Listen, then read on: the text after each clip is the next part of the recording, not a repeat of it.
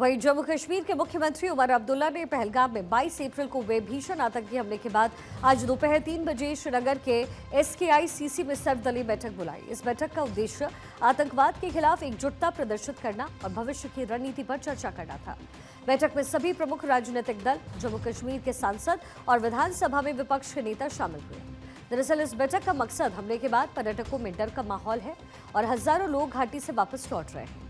उमर अब्दुल्ला ने इस बैठक में सभी दलों से एकजुट होकर आतंकवाद की निंदा करने और केंद्र सरकार के साथ मिलकर सुरक्षा व्यवस्था को मजबूत करने की अपील की। अगर इस बैठक में जो अहम बातें हैं, अगर उसकी बात करें तो उसमें जो बातें निकल कर आई हैं, आतंकवाद के खिलाफ सख्त कार्रवाई की बात रखी गई। बैठक की ये प्रमुख बातें रहीं। इसके अलावा पर्यटकों की सुरक्षा जो कि जिम्मेदारी है सरकार की, उसको लेकर के चर्चा हुई है।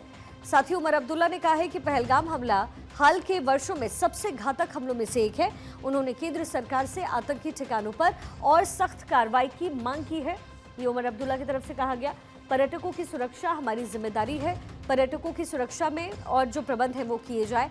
बैठक में पर्यटकों की सुरक्षित वापसी और भविष्य में ऐसी घटनाएं ना हो, इसे रोका जा सके, इसको लेकर के जो अतिरिक्त कदम है वो उठाने की बात भी कही गई है। क्या कुछ का जरा सुना देते हैं।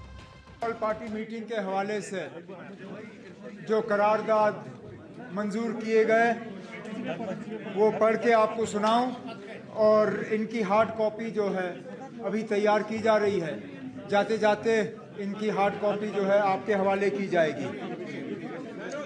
We, the participants of the all party meeting of Jammu and Kashmir, deeply shocked and anguished by the recent barbaric attack in Pahalgam on 22nd April 2025 on innocent civilians, do hereby adopt this resolution in a spirit of collective solidarity and resolve. We unequivocally condemn in the strongest possible terms the heinous, inhumane attack in Pahalgam that targeted and killed innocent civilians.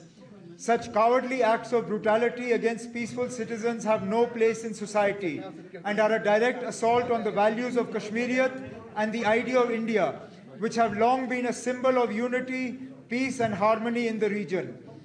We stand unwavering in our commitment to support all efforts to bring these perpetrators to justice.